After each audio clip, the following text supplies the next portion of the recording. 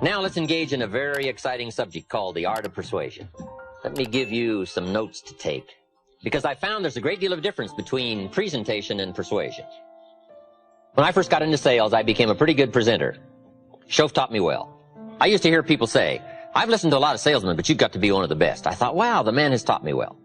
Somebody else would say, hey, I've been around, I think I've heard them all, but wow, you've got to be the best. You're one of the greatest salesmen I've ever heard. And I thought, wow, I've learned this stuff pretty quickly. Then one day the awful truth dawned on me. I thought, hey, wait a minute. Something's wrong here. If I'm one of the world's all-time great salesmen, how come they ain't buying? It started to dawn on me that I had an additional skill to learn. I got very good at presentation. I had yet to get good at persuasion. There were two great orators of antiquity. One was Demosthenes. He was a Greek. The other was Cicero. Cicero was a Roman. And they were both great speakers. But it was said of Cicero, when he spoke, everybody said, what a great speech. It was said of Demosthenes, when he spoke, everybody said, let us march. And that's the difference between presentation and persuasion. I'm asking you to learn this additional skill. We call you a good persuader if now the results start to follow. If something starts to happen, if people decide, if they actually do something about your presentation, if they do something about your appeal, if something happens, now we know you have truly become what we call a persuader. So let's talk about the art of persuasion and what all it entails. Let me give it to you. Here's number one. Be a good storyteller. If you're involved in a company that deals in numbers and business and products and volume of business, make sure you translate all the business into stories. Sometimes it's easy to say, we did $10 million in business last month. And then we forget the stories that are involved in that 10 million. So here's what I'm asking you to do. Become story conscious as well as figure conscious. How many stories does $10 million represent? And if you're only interested in the numbers and not the stories, you'll be limited in your future skills of communication. Try to translate activity and business and volume and money and numbers into people's lives and stories and who all is involved in the transactions. Okay? Now here's another key. Become your own best storyteller. Learn to tell your own story. Whether it's identification, logic, solutions. Be a student of your own life. It's so important to go back over your own life. It's good to review at the end of the day your experiences of the day. We call it learning to reflect. One of the keys of making the past more valuable to invest it in the future is learning how to reflect. And let me give you some good times to reflect. One is at the end of the day. Take a few minutes at the end of the day and go back over your day. Who did you see and who did you meet and who did you talk to and what happened? Why did they say what they said and why did you say what you said? We call it running the tapes again. And if you'll take a few minutes at the end of a day and run the tapes of the day again, that day will take a more important place in your equity future. You'll be able to draw from that day. But if you casually go through the day, and then if you casually miss the opportunity to lock that day into your consciousness, sure enough, at some future time when you could have drawn from that experience, it won't be available. Here's how to lock in your past and make it more of an equity. Number two, take a few hours at the end of the week to go back over a week. A week is a pretty good chunk of time. The sights and the sounds and the colors and the people and the decisions and the mistakes and the errors and the successes. Just go back and review that week and let that week take a more powerful place in your awareness. A half a day at the end of the month. A month is really a good chunk of time. We wouldn't let a company go by without taking a look at least in 30 days. You can't be casual about taking a look. Somebody says, well, let's let the company go a few years and then we'll take a look. Say, no, you can't wait a few years. That would be too late. You could be so far off track. Now, I'm asking you not to let your life go more than about 30 days without taking a serious look at the numbers and what you've done and what you've said and how you've grown and your experiences, so that one more 30-day period takes a stronger place in your life. Take a weekend at the end of the year called Time to Reflect. Why? To make the past more valuable. If you treat it so, experiences can become commodity. currency, coin. Now, why try to make the past more valuable? Here's the simple answer: to invest it in the future.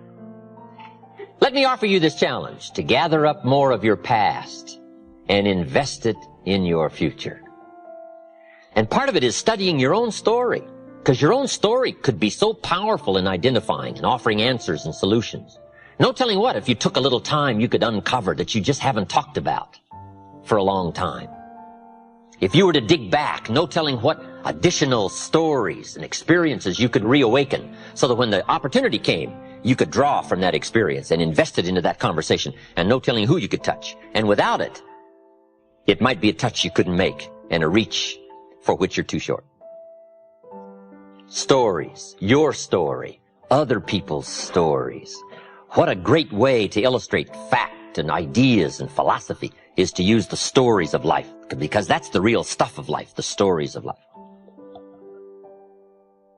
All right, here's number 2 in the art of persuasion. Accurate facts. Accurate facts. We call it dealing in truth.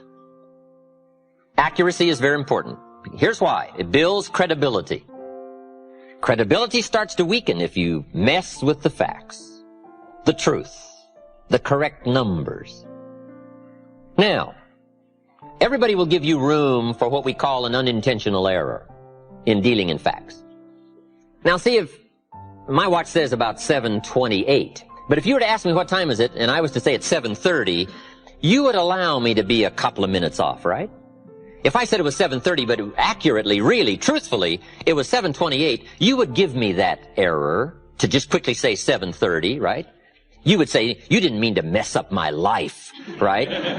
By leading me astray with this erroneous information that it was 7:30 when really it was only 7:28. Now, there are times and occasions when you may have to be precise, and it may be a life and death matter, who knows? But in generally speaking, people will give you room for making what we call an unintentional error in stating what we call the truth. But beyond a sort of reasonableness of unintentional error to what we call in higher circles unacceptable. Some people deal in exaggeration, and it starts to destroy their credibility. If you're giving testimony in a trial, and you're on the witness stand, if they catch you in one lie, guess what they do with the rest of your testimony? They throw it all away. Why? You have destroyed your credibility. The guy says, well, no, I only lied just that one time. Well, how are we going to believe that?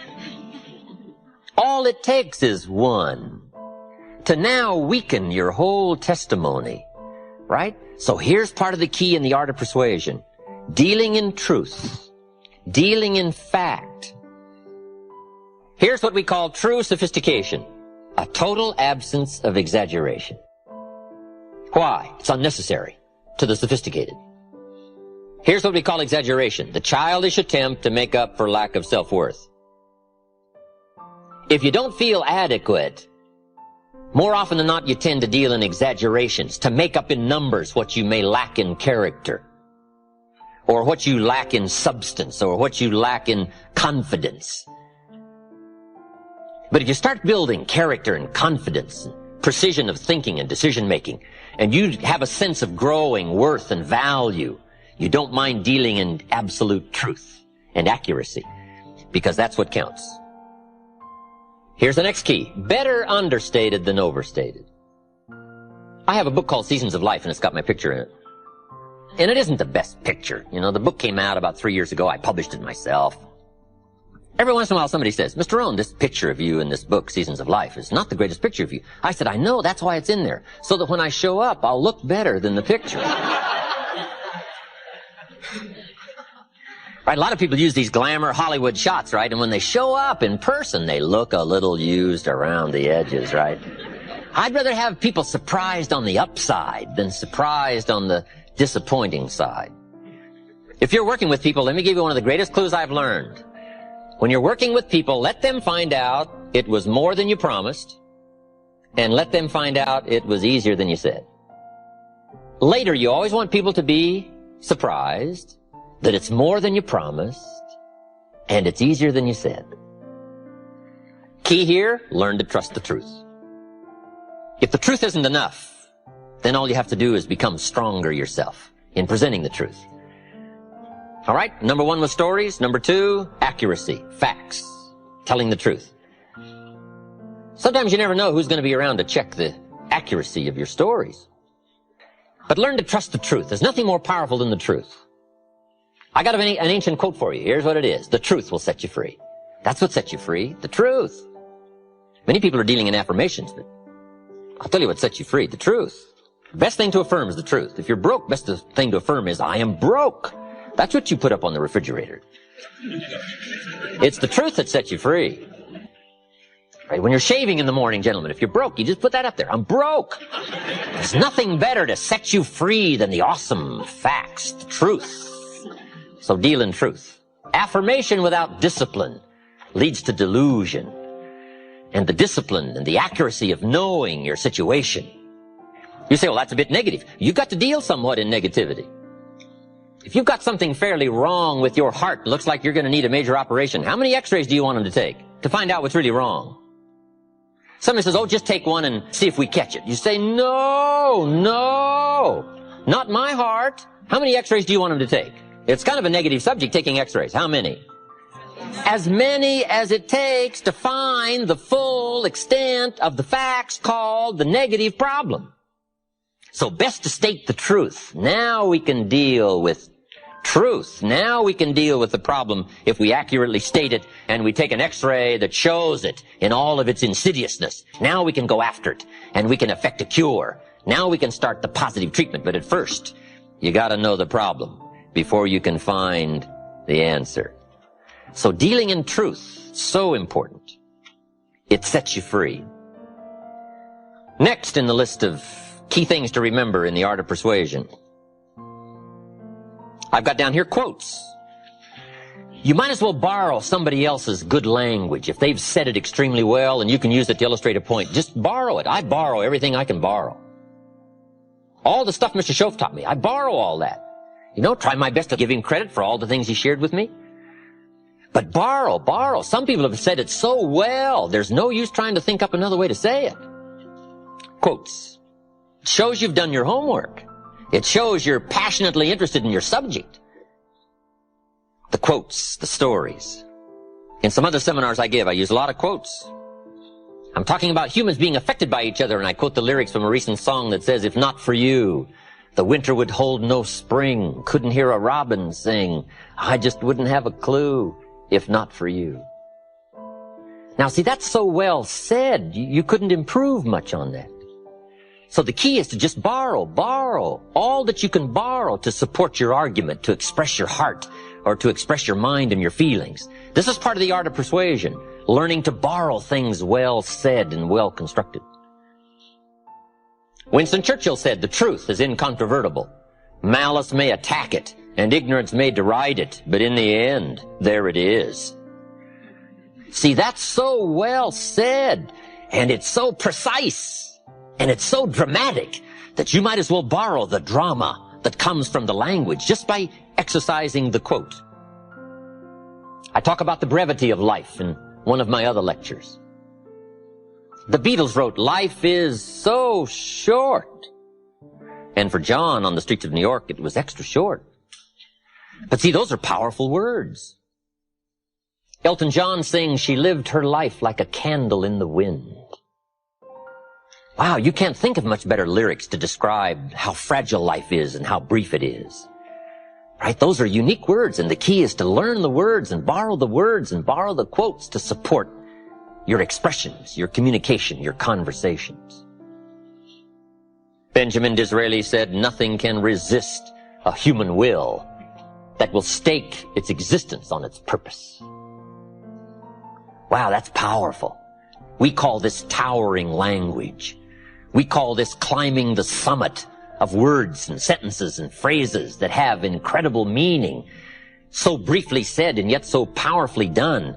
And you might as well borrow the power and borrow the explanation and borrow the effect of somebody else's unique words. Just borrow those and put them into your presentation. You'll see the dramatic difference right away. And think up words of your own that are powerful, but when you need it, reach and borrow somebody who has said it well, and offer it for somebody to consider, to touch the heart and touch the soul and mend the problem and get somebody to decide, to try, to move, to change, to grow. Of course, this isn't an easy task. It wasn't meant to be easy. It was meant to be a price, because that's how you appreciate the promise of language, the language that affects the cure, the language that reaches and touches. You've got to go through some of these skills, learn the craft. Now, I've got another word down here you might not have that much use for. It's called oratory. Oratory is a dramatic way of saying something, to catch someone's attention, to drive the point home. But I do have a bit of oratory. One of my lectures, I'm dealing with the problem of complaining. I go through a whole list called the diseases of attitude. And when I get to the last one, complaining, I'm wanting to really make it clear. And I say, spend 5 minutes complaining and you have wasted 5. And you may have begun what's known as economic cancer of the bone. They will soon haul you off into a financial desert and there let you choke on the dust of your own regret. That's what we call a bit of oratory, right? Oratory. Just a burst, right? Now, you can't do 30 minutes of that, right? That'd be too much. But when the occasion calls for it, oratory, saying something in a more dramatic fashion. Here's the next one. This is very important in dealing in the art of persuasion. Straight talk. Doesn't almost everybody make the comment? Tell it like it is. And that was one of the great experiences I had in meeting this incredible gentleman, Mr. Schoaf, when I was 25 years old. Mr. Schoaf only went to the 8th grade in school, so we put things in very simple language. He said, Mr. Rohn, if you're 25 years old and you're an American male and you've been to high school and 1 year of college and you're not at least a third of your way towards your fortune, he said, isn't something wrong? Now, see, I'd never looked at it like that before. As being wrong, he said, something's wrong, right? And he said, there's nothing wrong with the country and nothing wrong with the companies and there's nothing wrong with the banks and the money, but there's something wrong with your plan. There's nothing wrong with you, but there's something wrong with your thinking, something wrong with your plan. You bought the wrong story. You bought the wrong formula. And it's easy to wind up a nice person and broke. It's easy to wind up sincere and poor. I'm telling you, you can be sincere and poor, and you can work hard and be poor if you buy the wrong formula, buy the wrong plan. You didn't add up the percentages. You never took out the calculator. You never counted the cost, as an ancient phrase says. Now, see, that kind of blunt, straight language really helped to uncover where my problem lay. Let me give you one of the most clear formulas he gave me that helped to change my life. We deal in what we call basics in one of my lectures. Basics, fundamentals. And there's just a few fundamentals. And there aren't any new fundamentals. You've got to beware of somebody who says, I got a new fundamentals. And no, fundamentals are old. Here's one of the greatest of basics and fundamentals. It comes from an ancient Bible phrase. Here's what it says. Whatever you sow, you will reap. We call it simply the law of sowing and reaping. Right? Simply put, the law of sowing and reaping. Now then, Mr. Schoaf said to me, Mr. Rohn, there's another way to quote this law that may very well help to discover where the problem lies. I said, okay, I'm ready. Here's what he said. It's also quoted like this. Whatever you reap is what you've sown. I thought, wow, I never thought about that. Now there went my list of all the things I blamed for my current circumstances. If you don't like the crop, who do you look up? Answer, whoever planted it. And where do you find who planted your crop? Answer, in the mirror. That's where you go come fall, come harvest time. You go to the mirror. And if necessary, you say, a few skinny carrots? I got to be unimpressed. Where were you last spring? Asleep. Didn't you read the books? Did you break your hoe? This is talking straight. This is telling it like it is. I asked the question last night, am I reading enough books or am I not? If I engage in my current financial practices, will it take me toward the fortune I would wish for in the next 10 years or will it not? If I keep up my current health practices, will I have the vitality and the health and the vigor to do all the things I want to do 5 years from now? Will I or won't I? Are my current practices taking me where I would really like to go, or have I been kidding myself for quite some time? I had a day just before I met Mr. Schoaf called Do Not Kid Myself Anymore Day. Here's where I am after 25 years. Here's what I've got. There's no use Mickey Mousing with the numbers. There's no use trying to stretch it. There's no use trying to excuse it. There's no use trying to paint it some phony color. Let's tell it like it is. Because it's the truth that starts the freedom mechanism working. It's the truth that starts to relieve the mind of all the guilt and all the excuses and get right down to where it is. When I finally discovered that the government wasn't my problem and that prices weren't my problem and that it wasn't the company and it wasn't company policy and it wasn't my negative relatives and it wasn't the weather and it wasn't the economy and it wasn't the community, when I finally discovered it was me, we call that trauma. Now, after I had passed through the trauma of discovering that it was me and not all the other things I'd blamed all those years, when I finally went through the trauma, now suddenly it dawned on me, hey, if it's me, I can do something about that right away. And then I started getting excited after my trauma had passed. The only change that is really going to dramatically affect your life is you. Mr. Shoaff said to me, Mr. Rohn, if it isn't going well for you, you don't say, what's wrong out there? You say, what's wrong in here? There's a Black Heritage spiritual that says, it's not my mother nor my father. It's not my brother nor my sister. It's me. What a revelation. But once you find out it's you, that's something you can go to work on this very day. You can start to make a new stretch today. You can start reading some new books today. You can sign up for some new classes today. You can start engaging in constructive thinking today. You can make some life-changing decisions today. See, you don't ever have to be the same again after this evening, only by choice. Now, this is called dealing in straight talk. Next, in the art of persuasion, challenge. Challenge. We all respond to a challenge. I don't know a normal human being that doesn't respond to a challenge. From the time we were small, how high can you jump? How fast can you run? How much can you do? Can you win? Right? We all respond to a challenge. So part of the art of persuasion is challenge. Here's one of the greatest challenges Mr. Shoaff gave me. He said, let's go do it. That's the great challenge. Not you go do it. Let's go do it. Boy, it's easy to say you go do it. You go change your life. You go be successful. You go make the decisions. But how much better if somebody comes along and says, let's go do it. Let's read the extra books. Let's make the decisions. Let's pour it on. For the next 6 months, let's go full speed 110% and see what comes of that. Boy, what an inspiring thing when somebody says, let's go do it. That's the greatest of challenge. Let's. But life is a challenge. What else is new? It is so important to articulate the challenge, the press, the push, because the push is on.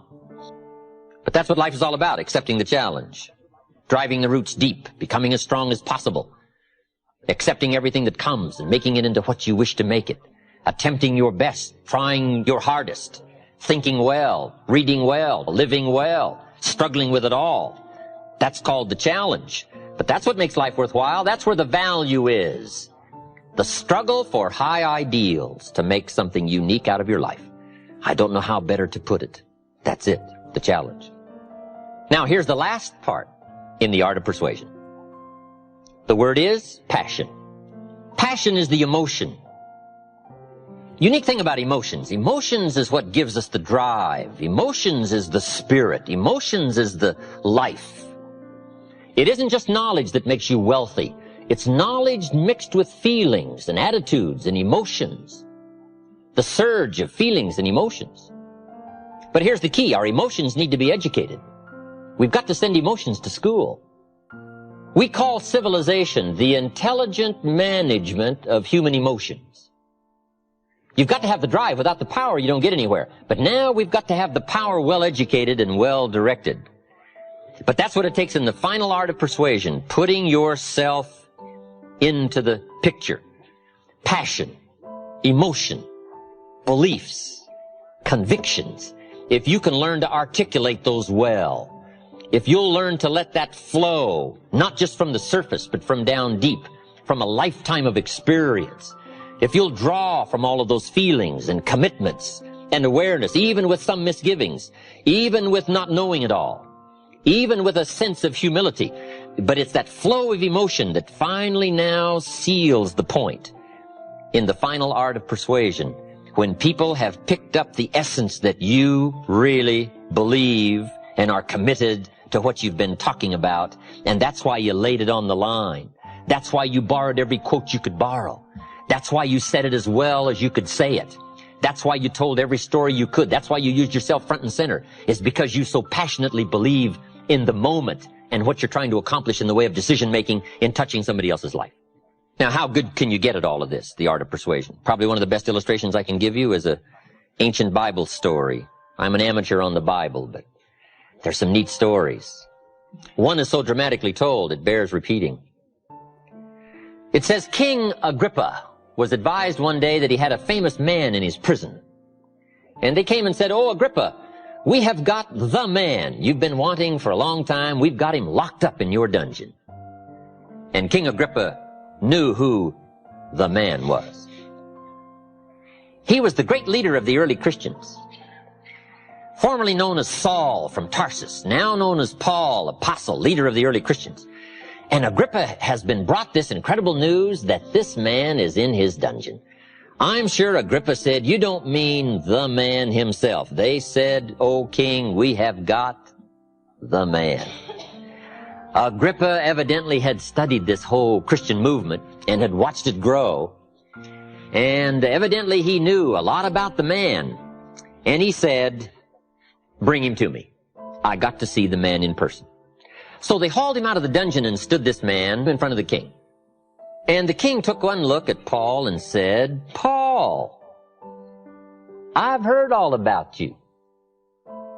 Unfortunately, you find yourself in my dungeon. But what is going on here? What is this Christian movement? Why are all these people willing to give their lives for this incredible cause and willing to sacrifice? And it's growing like a prairie fire, spreading like wildfire." He said, "What's going on here?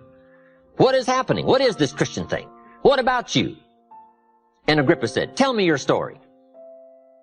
He shouldn't have asked. Right? One more time, with eloquence to spare. And if you're a good reader of drama and stories, this is one of the most important ones to read in all of literature and history. He gave the greatest example of somebody who knew how to use the language to tell his story. And he went through and told his story. He said, "I used to hate the Christians. I was known as Saul from Tarsus. And then one day I'm making it for Damascus. This great light shines out of heaven, knocks me flat, grinds my face in the dirt, and blinds me for 3 days." He told the story with eloquence and precision and drama. And then he said, "I was finally persuaded to be a Christian, became a leader, and now the people I hated I now love." He went through the whole scenario, and he wrapped up his presentation to King Agrippa by saying, "O king, I only now have one request." And Agrippa said, "Pray tell, what is that?" And the great man said, "My request is, I wished you were just like me. I wish you had what I got, except for these chains. I don't wish these chains on you, but for the change, not the chains. If you could see what I can see, if you could have what I've got, that would be my greatest wish." What an occasion. What a chance for eloquence. What a chance for precision of language. What a chance to relate your experiences and pull from the past and relate it to the future and bring it to the drama of the present. And when he finished his story, the story says the king did send him back to the dungeon, but before he sent him back, he did look squarely at the man and say, "I must admit, sir, you have almost persuaded me to be a Christian." What a drama. What an occasion. So how good can you get at this art of persuasion and communication? Well, you might get so good, you might have a chance to persuade the king. Let alone anybody else between you and the king, they won't have a chance.